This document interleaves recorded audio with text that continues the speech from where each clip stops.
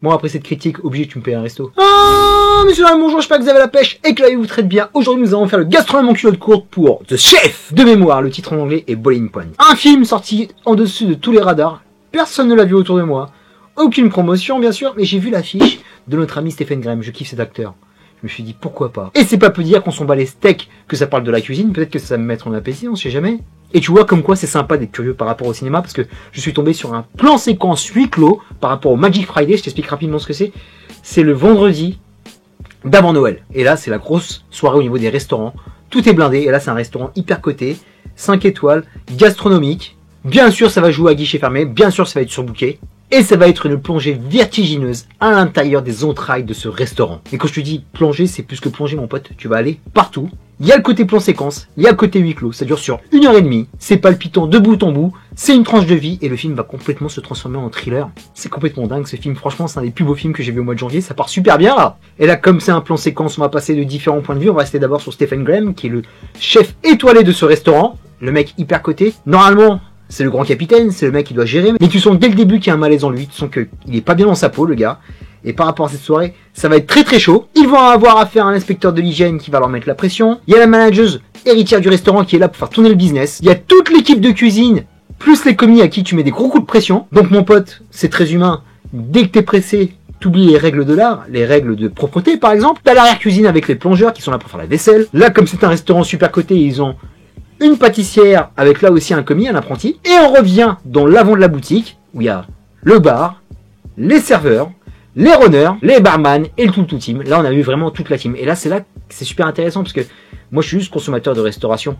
J'ai eu une expérience en tant que serveur, ça s'est hyper mal passé. J'ai vu que c'était archi pas pour moi. Donc, je me suis retiré. Je voulais pas me faire du mal et je voulais surtout pas faire du mal aux gens parce que je faisais beaucoup de la merde. Et là, c'est une radioscopie de comment fonctionne un restaurant. C'est une véritable machine. Tous les rouages sont importants, de la personne qui fait la vaisselle, la cuisine qui est la salle des machines, les serveurs, les chefs de table, la personne qui te reçoit en tant que réceptionniste. C'est eux qui mettent l'ambiance, c'est eux qui mettent aussi de la vivacité par rapport à tout ça. Et avec The Chef, on va tout voir, on va tout comprendre. On va sentir la pression, on va sentir le malaise, on va sentir aussi les encouragements, le soutien de tes collègues, une parole un peu déplacée, une vexation, le collègue qui en a complètement rien à foutre de son taf, il est juste là parce que c'est un taf alimentaire. Et là, c'est vraiment, on va dire, un sport d'équipe parce que chaque petite bêtise entraîne des conséquences. Quelqu'un qui arrive en retard, surtout sur ce genre d'événement, met tout le monde dans la merde. Et c'est complètement irresponsable. Et surtout par rapport à eux, tu commences à te prendre d'affection pour cette team, tu vois. Et dès le début, tu sens que ça part dans le mur, tu sens le drama arriver, et la marmite ne fait que bouillir pour vraiment exploser sur le final. C'était complètement fou, purée.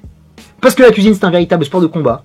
Tu es là pour faire manger tes clients au mieux, qu'ils te fassent une superbe review, qu'ils reviennent. Mais parfois, tu es en confrontation avec eux.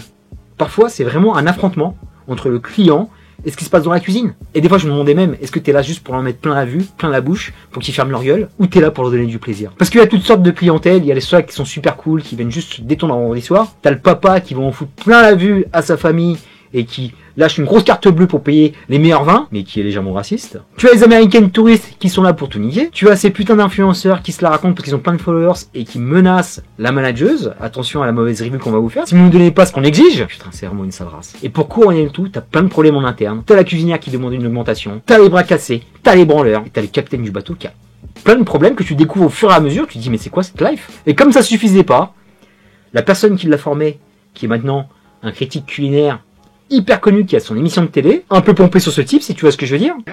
T'arrives même pas à en faire une mangeable. Comment tu peux penser à en faire ne serait-ce que deux? J'ai besoin de prendre l'air. Ce type est dingue. Il vient en couple avec une critique culinaire qui est sans pitié. Donc je te raconte pas le coup de pression. Et bien sûr, ils la prennent à quelques minutes du coup de feu. C'est tellement génial! Et le plan séquence, c'est de l'art. Et là, Philippe Barantini nous en a fait un magnifique. Parce qu'il nous montre toutes les ramifications. Il nous montre tous les rapports de force. Il va donner une personnalité à chacun des acteurs qui va dire un mot face à la caméra avec une fluidité remarquable. C'est tout le temps passionnant, sans jamais perdre le spectateur. Formidable, Philippe. Et quand tu connais le cinéma anglais, tu connais Stephen Graham. Et ce type est souvent en pression. Il est souvent violent. Mais là, mon pote, il est en dépression avancée. À chaque fois que je le voyais, il est tellement à contre-emploi, il a tellement sur la retenue. T'as tellement vu sa gueule dans les films de mafieux, dans Boardwalk Empire, dans Taboo, le dernier Scorsese. T'as l'impression qu'il va sortir une fourchette et le planter dans la carotide d'un client tellement il est fou. Et je pense que même le gars, il doit bien connaître son acteur parce qu'il joue là-dessus. Et le pauvre type, il a tellement de problèmes. Il a le monde sur ses épaules. Et pourtant, il a une bonne team autour de lui. Il y a surtout cette actrice que je kiffe, Vinette Robinson. Si tu connais aussi les séries britanniques, la meuf, tu l'as vu partout. Cette nana est une grande professionnelle. À chaque fois, elle lâche sa petite performance et là, elle a un super monologue. Elle en met plein la gueule à tout le monde. C'était vraiment génial. Et c'est vraiment un film coup de poing, un film vérité. C'est pas le plan séquence poseur qui est là pour se la péter, qui est là pour faire de la technique. C'est un plan séquence qui est vraiment très simple, bien agencé, bien chorégraphié, avec de bons comédiens qui percutent face à la caméra, qui ont les bonnes réactions. The Chef est un menu 5 étoiles, cul à point, que je te conseille. À ne pas rater, fais-toi un petit resto avant ou fais-toi un petit resto après, ou te fais pas de resto, parce que moi, cette ambiance exécrable, sous pression, m'a complètement dégoûté. Et quand tu vois le final, franchement, t'es écœuré, t'as même plus envie d'aller dans une cuisine. Comment tu peux traiter les serveurs de la sorte, par exemple? Comment tu peux mettre autant de pression à des cuisiniers? Autant faire la cuisine chez toi, comme ça t'es tranquille. Terminus pour The Chef, je te dis à très bientôt pour de prochaines vidéos. D'ici là, porte-toi bien, merci pour tes likes, tes partages, tes commentaires. Est-ce que tu as vu The Chef? Est-ce que tu kiffes Stephen même comme moi? Lâche-moi un commentaire de critique culinaire. Peace and love!